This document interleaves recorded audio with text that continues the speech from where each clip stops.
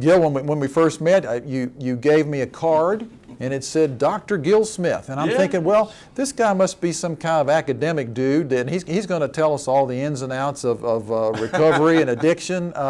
Is that how you got to celebrate recovery? No, I don't think you can take a degree in that. And tell us your story. How'd you get there? That would take quite a while, but just briefly, I was raised in a United Methodist parsonage, and that has its advantages and disadvantages all its own. But I had a blurred vision of who my father was. Was he a minister? Was he a father? Was it at church or home? And anyway, in the Methodist Church, there's an itinerant system where the pastor is appointed. And when I was 15, my father received a call from the bishop and said, "You're moving," and I didn't want to move, and he said, "We're going to move anyway." And so when we moved, I rebelled, and I got in trouble, and I stayed in trouble, and there was a person out at the lake in Johnson City, Tennessee with some boys, and they said, "Hey, new guy, would you like a beer?"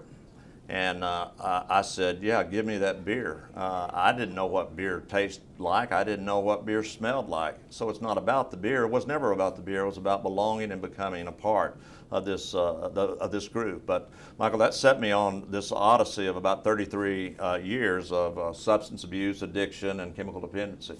And I mean, I can continue to talk about the fact that all the way through high school and college, I majored in party, and I minored in party, and that was, I mean, those were some, I can look back and say, those were some good times, but I can look back and know that I was already in trouble. And at the age of 23, I went into a church. We used to leave churches unlocked, by the way, and this was a church on the campus, and I went in and I knelt at the altar late at night. It was dark. I was the only one there, and I asked God to take my life. And as it was, at 23, I was already bottoming out, and God took me, He took me on, and I wish I could tell you that was a spontaneous healing and everything was perfect. But sometimes when you give your life to Jesus, it just gets harder. It gets more difficult. I mean, it's easy to be addicted. It's hard to live sober. I tell people all the time that it's the easiest thing in the world to quit drinking or quit doing drugs or quit doing pornography. It's easy to quit. It's just hard to live without it. And you have to have something in its place, and that something that is a someone.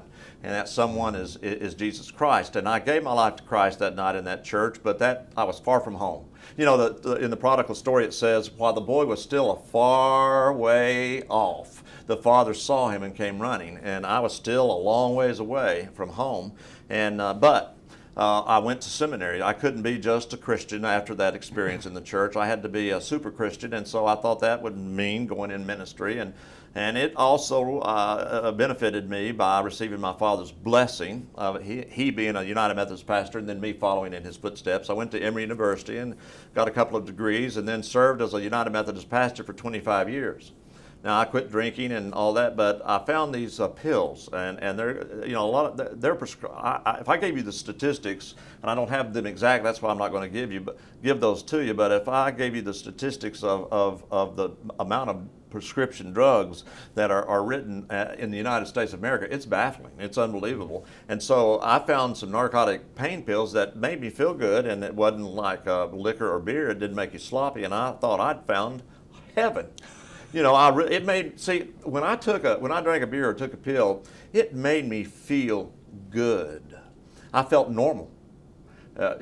People tell me all the time who are addicts or alcoholics that when they began to feel the warmth of the liquor going inside, they began to feel normal. And that's a sign of an alcoholic or somebody who is growing into an addict. Let me just ask you a question here. In the scriptures, if I'm not mistaken, there is one who is referred to as the deceiver. Mm-hmm.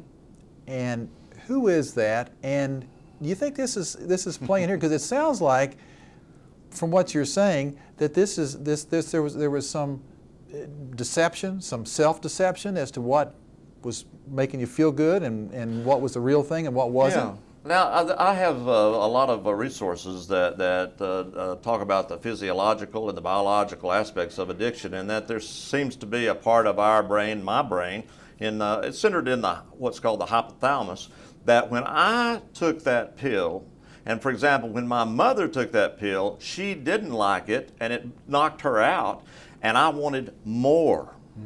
And so it's a greed for more of whatever that is that makes me feel good. In other words, that when people take the drug or take the drink to feel good, it means they weren't feeling quite right prior to. And when they take it, they feel good. They're anesthetized. They can party. They think they can dance. They think they can sing. They think they, you know, they're the Casanova, but they're not. It's a deception. But nonetheless, it's centered, I think, in the brain, and elicits that false feeling of well-being and euphoria. And all we want is more of that. You know, God provides that, but that's too hard to work for. It's easy to take a pill. Yeah. Yeah. Well, I think one of the things I'm hearing you say here, Gil, is that it's one thing to try to step away from this kind of thing, but and you really do need the group to help you do that, and the accountability and all, but to have something to replace it with, and that's where our faith, and that's where Jesus Christ comes in, because he promises us that he promises that we can do all things through Him, who Jesus Christ, who strengthens us, and so.